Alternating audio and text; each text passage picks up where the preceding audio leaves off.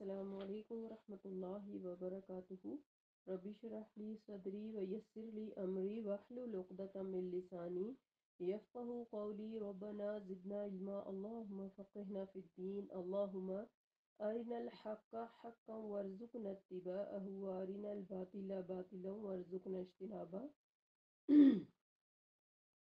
آیت نمبر 72 سورۃ الاعراف تک ہم پڑھ چکے ہیں، ریکیپ کر لیتے ہیں آگے جانے سے پہلے۔ اعوذ باللہ من الشیطان الرجیم، بسم اللہ الرحمن الرحیم۔ وَإِلَىٰ عَادٍ أَخَاهُمْ هُودًا قَالَ يَا قَوْمِ اعْبُدُوا اللَّهَ مَا لَكُم مِّنْ إِلَٰهٍ غَيْرُهُ أَفَلَا تَتَّقُونَ۔ اور قوم عاد کی طرف ہم نے ان کے بھائی ہود علیہ السلام کو بھیجا۔ اس نے اپنی قوم کے لوگوں سے کہا، اللہ کی عبادت کرو جس کے بغیر تمہارا کوئی الہ نہیں، کیا تم اللہ سے ڈرتے نہیں؟ اس کی قوم کے کافر سرداروں نے کہا، ہم تو تجھے کم عقل آدمی دیکھتے ہیں اور ہمارا خیال ہے کہ تم جھوٹے ہو۔ ہود علیہ السلام نے کہا، اے میری قوم، میں نادان نہیں بلکہ میں تو سب جہانوں کے پروردگار کا رسول ہوں۔ میں اپنے پروردگار کے پیغام پہنچاتا ہوں اور تمہارا امین اور خیر خواہ ہوں۔ کیا تم اس بات پر تعجب کرتے ہو کہ تمہارے پیغمبر کی طرف سے تمہارے پاس نصیحت ایک ایسے آدمی کے ذریعے آئی ہے جو تم ہی میں سے ہے، تاکہ وہ تمہیں برے انجام سے ڈرائے؟ اور اللہ کا یہ احسان یاد کرو کہ جب اس نے تمہیں قوم نوح کے بعد زمین کا جانشین بنایا اور تمہیں خوب تنومند بنایا، پس اللہ کی نعمتوں کو یاد کرو تاکہ تم فلاح پاؤ۔ وہ کہنے لگے، کیا تو ہمارے پاس اس لیے آیا ہے کہ ہم ایک ہی اللہ کی عبادت کریں اور جنہیں ہمارے باپ دادا پوجتے رہے انہیں ہم چھوڑ دیں؟ اگر تو سچا ہے تو جس عذاب کی تو ہمیں دھمکی دیتا ہے وہ لے آ۔ ہود علیہ السلام نے کہا، تمہارے پروردگار کی طرف سے تم پر عذاب اور اس کا غضب ثابت ہو چکا ہے۔ کیا تم مجھ سے ایسے ناموں کے بارے میں جھگڑا کرتے ہو جو تم نے اور تمہارے آباء و اجداد نے رکھ لیے ہیں، جن کے لیے اللہ نے کوئی سند نہیں اتاری؟ سو اب تم بھی انتظار کرو اور میں بھی تمہارے ساتھ انتظار کرتا ہوں۔ پھر ہم نے اسے یعنی ہود کو اور ان کے ساتھیوں کو اپنی مہربانی سے بچا لیا اور ان لوگوں کی جڑ کاٹ دی جنہوں نے ہماری آیاتوں کو جھٹلایا اور ایمان لانے والے نہیں تھے۔ آج کی آیت نمبر 73۔ وَإِلَىٰ ثَمُودَ أَخَاهُمْ صَالِحًا قَالَ يَا قَوْمِ اعْبُدُوا اللَّهَ مَا لَكُم مِّنْ إِلَٰهٍ غَيْرُهُ قَدْ جَاءَتْكُم بَيِّنَةٌ مِّن رَّبِّكُمْ هَٰذِهِ نَاقَةُ اللَّهِ لَكُمْ آيَةً فَذَرُوهَا تَأْكُلْ فِي أَرْضِ اللَّهِ وَلَا تَمَسُّوهَا بِسُوءٍ فَيَأْخُذَكُم بِعَذَابٍ أَلِيمٍ۔ اور سمون کی طرف ان کے بھائی صالح علیہ السلام کو بھیجا۔ اس نے اپنی قوم کے لوگوں سے کہا، اللہ کی عبادت کرو جس کے بغیر تمہارا کوئی الہ نہیں۔ تمہارے پاس تمہارے پروردگار کی طرف سے واضح معجزہ آ چکا ہے اور یہ اللہ کی اونٹنی تمہارے لیے معجزہ ہے۔ اسے اللہ کی زمین پر چرنے دو اور اسے برے ارادے سے ہاتھ نہ لگانا، ورنہ ایک دردناک عذاب تمہیں آ لے گا۔ اب سیدنا صالح علیہ السلام کا مرکز تبلیغ اور قوم سمود کے بارے میں بتایا جا رہا ہے۔ قوم سمود کا علاقہ حجاز اور شام کے درمیان واقع تھا۔ انہیں قرآن کریم نے اصحاب الحجر بھی کہا ہے۔ حجر ان کے ایک بارونق شہر کا نام تھا جو مدینہ سے تبوک کے راستے پر واقع ہے۔ چنانچہ جب آپ صلی اللہ علیہ وسلم غزوہ تبوک سے واپس آئے تو مقام حجر پر اترے۔ کچھ صحابہ رضی اللہ عنہم نے جلدی سے وہاں کے کسی کنویں سے پانی لے کر آٹا گوندھ لیا تھا۔ آپ صلی اللہ علیہ وسلم نے اس گوندے ہوئے آٹے کو پھینک دینے یا اونٹوں کو کھلا دینے کا حکم دیا اور جو پانی مشکوں میں بھرا گیا تھا اسے بہا دینے کا حکم دیا۔ پھر آپ صلی اللہ علیہ وسلم نے صحابہ رضی اللہ عنہم کو وہ کنواں دکھلایا جہاں سے صالح علیہ السلام کی اونٹنی پانی پیا کرتی تھی۔ آپ صلی اللہ علیہ وسلم نے فرمایا، اگر پانی لینا ہے تو اس کنویں سے لے کر استعمال کرو۔ پھر آپ نے جلد از جلد وہاں سے کوچ کرنے کا حکم دیا اور فرمایا، گناہگاروں کی بستیوں میں نہ جایا کرو مگر روتے ہوئے، اللہ سے ڈرتے ہوئے اور استغفار کرتے ہوئے جاؤ، کہیں ایسا نہ ہو کہ جو عذاب ان پر آیا تھا کہیں تم پر بھی آن پڑے۔ یہ کہہ کر آپ نے کجاوے ہی پر اپنا منہ چادر سے ڈھانپ لیا، اور یہ صحیح بخاری کی حدیث ہے۔ یہ قوم بھی بت پرست تھی اور صالح علیہ السلام نے کہا کہ لوگوں، ایک اللہ کے سوا کوئی نہ حاجت روا ہے نہ مشکل کشا، لہٰذا تمہیں صرف اسی کی عبادت کرنی چاہیے اور اسی سے فریاد کرنی چاہیے، اور میں تمہیں تمہارے پروردگار کا رسول ہونے کی حیثیت سے یہ پیغام دے رہا ہوں۔ اس حدیث میں جو ہم نے صحیح بخاری کی ابھی پڑھی، ہمارے سیکھنے کا کیا سبق ہے کہ ہم اگر اس طرح کی جگہوں پہ جاتے ہیں، جیسے ہمارے ہاں لوگ جو ہے وہ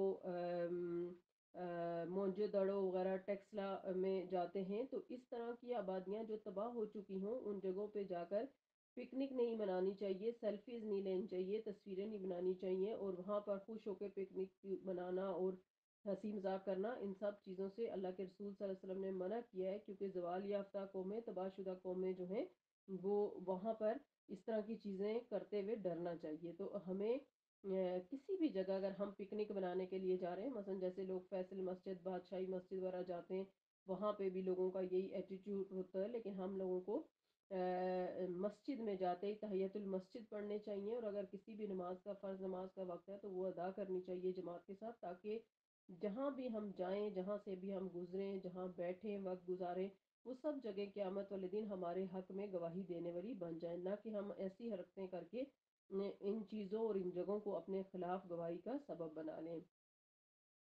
تو اللہ کی اونٹنی اور اس کے اوصاف کے بارے میں بھی ہمیں اس آیت میں پتہ چلتا ہے کہ جو قوم صالح تھی، یعنی جسے قوم سمود کہا جا رہا ہے، انہوں نے کہا کہ اپنی نبوت کی صداقت پر ہمیں کوئی حصی معجزہ دکھاؤ، تب ہم تمہاری بات کو تسلیم کریں گے۔ تو جو صالح علیہ السلام تھے، انہوں نے پوچھا کہ کیسا معجزہ چاہتے ہو؟ تو انہوں نے کہا کہ اس پہاڑ سے ایک حاملہ اونٹنی ہمارے سامنے نکل کر باہر آئے، پھر وہ ہمارے سامنے بچہ جو ہے وہ جنے، تو ہم سمجھیں گے کہ واقعی تم اللہ کے رسول ہو اور تم پر ایمان لے آئیں گے۔ سیدنا صالح علیہ السلام نے اللہ تعالیٰ سے دعا کی تو پہاڑ پھٹا، جس سے ایک بہت بڑے قد و قامت کی اونٹنی برآمد ہوئی، جس نے ان کے سامنے بچہ جنا۔ اس وقت صالح علیہ السلام نے اپنی قوم سے کہا، اس اونٹنی کو آزادانہ چلنے پھرنے دو، کیونکہ یہ تمہارا مطلوبہ معجزہ اور اللہ کی نشانی ہے، جہاں سے چاہے چرتی پھرے اور جہاں سے چاہے پانی پیے۔ اب صورتحال یہ تھی کہ ایک تو اس علاقے میں پہلے ہی پانی کی قلت تھی، دوسرا یہ قد آور اور بہت بڑے ڈھیل ڈول کی اونٹنی ایک دن میں اتنا پانی پی جاتی جتنا ان کے سارے جانور پیتے تھے۔ اس لیے سیدنا صالح علیہ السلام نے کہا کہ یہ باری مقرر کرو، اس کنویں سے ایک دن تمہارے جانور پانی پیئیں گے اور ایک دن یہ اونٹنی، جسے اللہ نے ناقۃ اللہ کہا، یعنی اللہ کی اونٹنی کہا گیا ہے، پانی پیا کرے گی، اور ساتھ ہی یہ بھی خبردار کر دیا کہ اگر تم نے اس اونٹنی سے کوئی برا سلوک کیا تو اللہ تعالیٰ کا عذاب تم پر ٹوٹ پڑے گا۔ تو اب آپ دیکھیں کہ یہ اونٹنی ایک معجزہ تو تھی لیکن ایک آزمائش بن گئی تھی، کیونکہ جب اس طرح سے معجزے کوئی قوم طلب کرتی ہے تو معجزہ آنے کے بعد اس کے اوپر رسول کو ماننا، معجزے کو ماننا فرض ہو جاتا ہے، اور اگر معجزہ آنے کے بعد وہ نہیں مانیں گے اور انکار کریں گے تو پھر یہ ان کی تباہی کا ذریعہ بن جاتا ہے وہ معجزہ۔ اس لیے اب اگر وہ ان کے لیے پانی کے حوالے سے جو ہے وہ آزمائش بن گئی تھی، اس کے باوجود انہیں صبر سے اس کو برداشت کرنا تھا، کیونکہ معجزہ انہوں نے خود ہی مانگا تھا۔ پھر فرمایا وَاذْكُرُوا، آیت نمبر 74، وَاذْكُرُوا إِذْ جَعَلَكُمْ خُلَفَاءَ مِنْ بَعْدِ عَادٍ وَبَوَّأَكُمْ فِي الْأَرْضِ تَتَّخِذُونَ مِنْ سُهُولِهَا قُصُورًا وَتَنْحِتُونَ الْجِبَالَ بُيُوتًا فَاذْكُرُوا آلَاءَ اللَّهِ وَلَا تَأْثَوْا فِي الْأَرْضِ مُفْسِدِينَ۔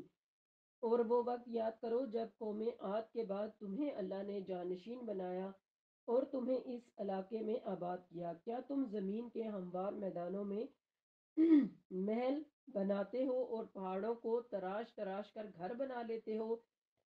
لہٰذا اللہ کے احسانات کو یاد کرو اور زمین میں فساد نہ مچاتے پھرو۔ اب قوم سمود کے گھروں کی ساخت بتائی جا رہی ہے اس آیت کے اندر۔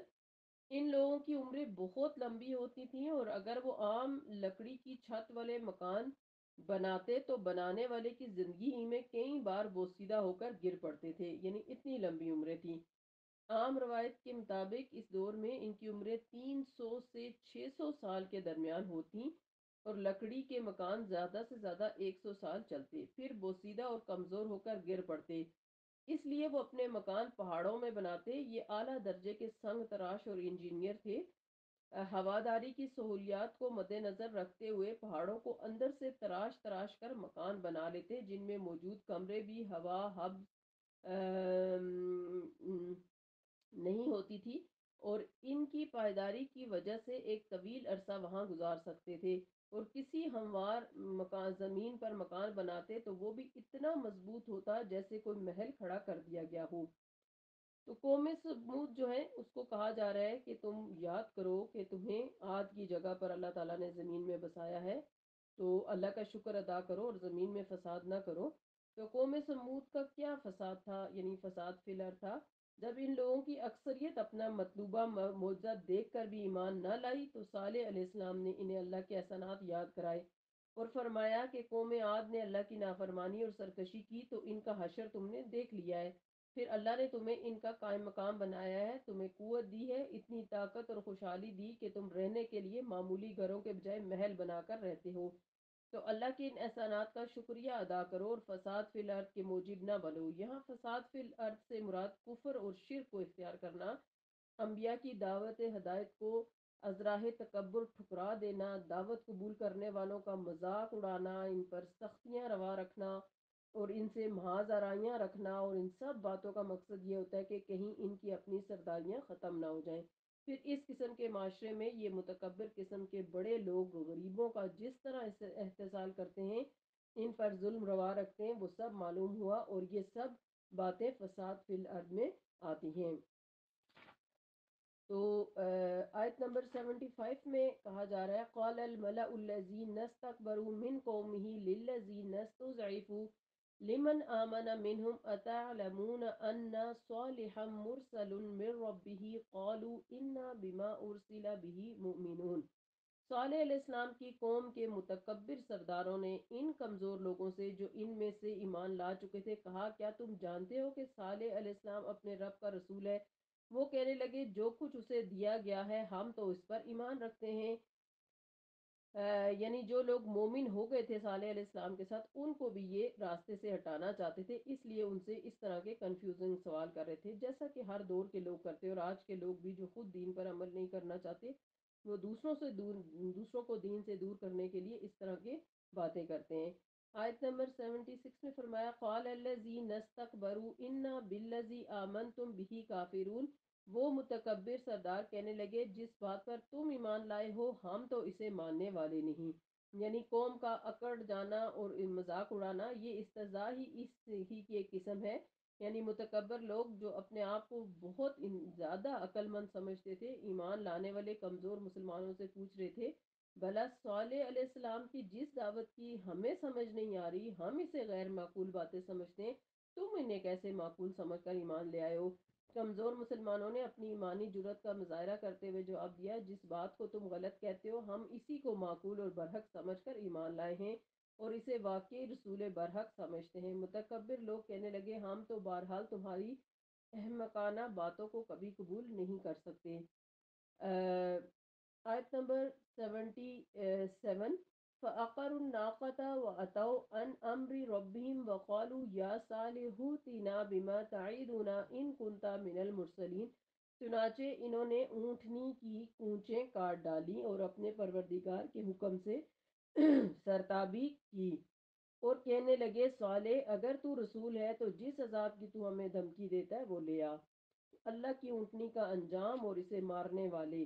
اس قوم نے جس معجزے کا مطالبہ کیا تھا وہ ان کے لیے وبال جان بن گیا، کیونکہ جتنا پانی ان کے تمام جانور پیتے تھے اتنا وہ اکیلی ہی پی جاتی تھی، اور ان کے ہاں پانی کی قلت بھی تھی، اسی لیے پانی کی باری مقرر کی گئی تھی، اور جتنا سب جانور کھاتے تھے اتنا وہ اکیلے کھا جاتی، مگر وہ اس اونٹنی کو برے ارادے سے ہاتھ بھی نہیں لگاتے تھے، کیونکہ وہ دل سے یقین کر چکے تھے کہ صالح علیہ السلام سچا پیغمبر ہے، اور ہم نے اس اونٹنی سے کوئی برا سلوک کیا تو پھر ہماری خیر نہیں۔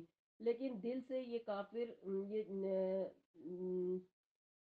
دل سے ہر کافر یہ چاہتا تھا کہ کسی نہ کسی طرح اس اونٹنی کا وجود ختم ہو جائے تو بہتر ہے۔ آخر بامی مشورے اور اتفاق رائے سے ان میں سے ایک تنومند سب سے زیادہ بدبخت انسان نے اس بات کا ذمہ لیا کہ اس اونٹنی کو میں ٹھکانے لگاتا ہوں۔ چنانچہ ایک دفعہ رسول اللہ صلی اللہ علیہ وسلم اپنے خطبے کے دوران میں آپ نے فرمایا کہ یہ شخص اپنی قوم کا ایک زور آور شریر اور مضبوط شخص تھا جو اونٹنی کو زخمی کرنے کی مہم پر اٹھ کھڑا ہوا۔ اس کا نام کدار بن صالح تھا، اور وہ اپنی قوم میں ایسے ہی تھا جیسے تم میں ابو زما جو سیدنا زبیر بن عوام کا چچا تھا۔ یہ صحیح بخاری کی حدیث ہے۔ یہ کدار بن سالف سرخ رنگ کا، نیلی آنکھوں والا، بڑے ڈیل ڈول کا مالک اور ولد الزنا یعنی حرامی تھا، خود بھی بدکار تھا اور شہر کے مشہور و معروف 9 بدماشوں کا سرغنہ تھا۔ اس نے اپنی آشنا عورت کی انگیختگی پر اونٹنی کو زخمی کرنے کا یہ کام سر انجام دیا۔ البتہ اس نے دوسرے کافروں اور ان کی عورتوں سے اس کے متعلق مشورہ ضرور کر لیا تھا، اور یہ سب لوگ اس بات پر خوش تھے کہ اس اونٹنی سے کسی طرح ہمیں نجات مل جائے۔ چنانچہ جب اس نے اونٹنی کی کونچیں کاٹ ڈالیں تو اونٹنی نے ایک ہولناک قسم کی چیخ ماری اور دوڑ کر اسی پہاڑ کی طرف چلی گئی جس سے برآمد ہوئی تھی۔ اس کا بچہ بھی اپنی ماں کے پیچھے چلا گیا اور یہ دونوں موجزانہ طور پر اسی پہاڑ میں غائب ہو گئے۔ اونٹنی سے نجات پا کر ان لوگوں نے خوشیاں منائی اور صالح علیہ السلام نے بذریعہ وحی اطلاع پا کر ان لوگوں کو عذاب کی دھمکی دی اور فرمایا کہ بس اب تمہارے لیے 3 دن کی مہلت ہے، 3 دن تم مزے اڑا لو، پھر اس کے بعد تم پر اللہ کا عذاب آنے ہی والا ہے۔ لیکن قوم نے صالح علیہ السلام کی اس تنبیہ کو کوئی اہمیت نہ دی اور صالح علیہ السلام کو جھوٹا سمجھا اور کہا جس عذاب کی تم دھمکی دیتے ہو وہ اب لے بھی آؤ، اور در پردہ اب سیدنا صالح علیہ السلام کے قتل کی بھی تیاریاں ہونے لگیں۔ منصوبہ یہ تیار ہوا کہ سب لوگ مل کر آپ کے گھر کا محاصرہ کریں اور مشترکہ طور پر یکبارگی حملہ کر کے ان کا کام تمام کر دیں۔ بعد میں اگر کوئی پوچھے تو سب قسمیں کھا کر یہ کہہ دے کہ ہمیں تو اس قصے کا کچھ علم ہی نہیں ہے۔ آیت نمبر 79، آیت نمبر 78، فَأَخَذَتْهُمُ الرَّجْفَةُ فَأَصْبَحُوا فِي دَارِهِمْ جَاثِمِينَ، آخر انہیں زلزلے نے آ لیا اور وہ اپنے گھروں میں اوندے پڑے کے پڑے رہ گئے۔ قوم سمود کے کھنڈرات۔ اللہ تعالیٰ نے سیدنا صالح علیہ السلام کو بھی ان کے منصوبے کی اطلاع دے دی اور ہجرت کا حکم بھی آ گیا۔ تیسرے دن ان لوگوں کو پہاڑوں کی طرف سے ایک سیاہ بادل اپنی طرف بڑھتا ہوا نظر آیا تو بڑے خوش ہوئے کہ اب بارش ہونے والی ہے، مگر یہ بارش برسانے والا بادل نہیں تھا بلکہ ان کی جانوں پر مسلط ہونے والا اللہ کا عذاب تھا، جس میں سیاہ غلیظ گندک کے بخارات ملے ہوئے دھواں تھا۔ ساتھ ہی کسی پہاڑ سے کوئی لاوا پھٹا جس سے شدید زلزلہ آ گیا اور اس سے ہولناک چیخوں کی آوازیں بھی آتی رہیں جس سے دل دہل جاتے اور کان پھٹے جاتے تھے۔ غلیظ دھوئیں نے ان کے جسم کے اندر داخل ہو کر ان کے دلوں اور کلیجوں کو معوف کر دیا اور انہیں سانس تک لینا بھی محال ہو گیا، جس سے یہ ساری کی ساری قوم چیخ چیخ کر تڑپ تڑپ کر وہیں ڈھیر ہو گئی اور اس شدید زلزلے نے ان کے محلات کو کھنڈرات میں تبدیل کر دیا۔ پہاڑوں میں تراشے ہوئے مکانات سوائے چند ایک کے سب چکنا چور ہو گئے۔ جب غزوہ تبوک سے واپسی پر نبی صلی اللہ علیہ وسلم تھوڑی دیر کے لیے ہجر کے مقام پر اترے تو آپ صلی اللہ علیہ وسلم نے صحابہ کرام کو وہ کنواں بھی دکھلایا جہاں سے اونٹنی پانی پیتی تھی۔ اس درے کو فج الناقہ کہتے ہیں۔ پھر کچھ صحابہ رضی اللہ عنہم نے ان کھنڈرات کے بطور سیر و تفریح دیکھنے چلے گئے تو اس پر آپ صلی اللہ علیہ وسلم نے فرمایا ایسے مقامات جہاں اللہ کا عذاب نازل ہو چکا ہو مقام عبرت ہوتے ہیں، وہاں داخل ہو تو اللہ سے ڈرتے ہوئے اور روتے ہوئے داخل ہو اور وہاں سے جلد نکل جایا کرو، مبادا ایسا عذاب تم پر بھی آ جائے جو ان پر آیا تھا۔ یہ صحیح بخاری کی حدیث ہے۔ تو اس طرح سے اس قوم کو اللہ تعالیٰ نے تباہ کر دیا۔ آیت نمبر 79، فَتَوَلَّى عَنْهُمْ وَقَالَ يَا قَوْمِ لَقَدْ أَبْلَغْتُكُمْ رِسَالَةَ رَبِّي وَنَصَحْتُ لَكُمْ وَلَكِنْ لَا تُحِبُّونَ النَّاصِحِينَ۔ پھر صالح علیہ السلام یہ کہتے ہوئے ان کے ہاں سے چلے گئے، اے قوم میں نے تمہیں اپنے پروردگار کا پیغام پہنچا دیا تھا اور تمہاری خیر خواہی بھی کی، لیکن تم تو خیر خواہی کرنے والوں کو پسند ہی نہیں کرتے۔ تو ہجرت سے پہلے اپنی قوم کو خطاب کیا صالح علیہ السلام نے۔ ہجر جیسے متمدن شہر کے کھنڈرات دیکھنے ہی سے اندازہ ہو جاتا ہے کہ اس شہر کی آبادی 4-5 لاکھ کے لگ بھگ ہوگی، مگر ان میں سے صرف 120 آدمی سیدنا صالح علیہ السلام پر ایمان لائے تھے۔ اللہ تعالیٰ نے سیدنا صالح علیہ السلام کو عذاب کی آمد کے وقت سے مطلع کر دیا، چنانچہ انہوں نے ان پیروکاروں کو لے کر فلسطین کا رخ کیا اور جاتے جاتے اپنی قوم کے لوگوں سے نہایت افسوس سے یہ خطاب کیا کہ میں نے تو تمہیں اللہ کا پیغام بھی پہنچا دیا تھا اور تمہاری خیر خواہی بھی انتہائی کوشش سے کی تھی، لیکن تم ان باتوں کا مذاق ہی اڑاتے رہے۔ اب تم جانو تمہارا کام جانے، یہ کہہ کر آپ شہر سے باہر نکلے ہی تھے کہ اس قوم پر عذاب نازل ہو گیا۔ فلسطین پہنچ کر آپ اپنے ساتھیوں سمیت رملہ کے قریب آباد ہو گئے اور کچھ عرصے بعد اسی مقام پر وفات پائی۔ تو یہ تھا صالح علیہ السلام کی قوم سمود کا انجام جو ہم نے آج کی آیات میں پڑھا۔ آج کی ان آیات میں ہمارے سیکھنے کی جو باتیں ہیں وہ یہی ہیں کہ اللہ تعالیٰ کی توحید کو سب سے زیادہ اہمیت دی جائے، پیغمبر وقت کو اہمیت دی جائے، اس کی بات کو سمجھا جائے، کیونکہ قرآن پاک میں یہ آتا ہے کہ جہنم میں جانے والے یہ افسوس کریں گے، قیامت والے دن حسرت کریں گے کہ کاش ہم نے رسول کے ساتھ اپنا راستہ بنا لیا ہوتا۔ ہمارے پاس اب نبی صلی اللہ علیہ وسلم کی واضح تعلیمات موجود ہیں، ہم سب کا فرض ہے کہ ہم قرآن پاک کو پڑھیں اور حدیث کی روشنی میں، نبی صلی اللہ علیہ وسلم کی حدیث کی روشنی میں پڑھیں اور آپ صلی اللہ علیہ وسلم کی زندگی جیسی زندگی کو اختیار کرنے کی کوشش کریں، تاکہ ہم اس حسرت سے قیامت والے دن بچ سکیں اور ایسے برے انجام سے بچ سکیں۔ اللہ تعالی ہم سب کو اپنے فرما بردار، ذاکر، شاکر اور صابر بندوں میں شامل فرمائے، آمین۔ سبحانک اللہم وبحمدک، نشہد ان لا الہ الا انت، نستغفرک ونتوب الیک۔ السلام علیکم ورحمۃ اللہ وبرکاتہ۔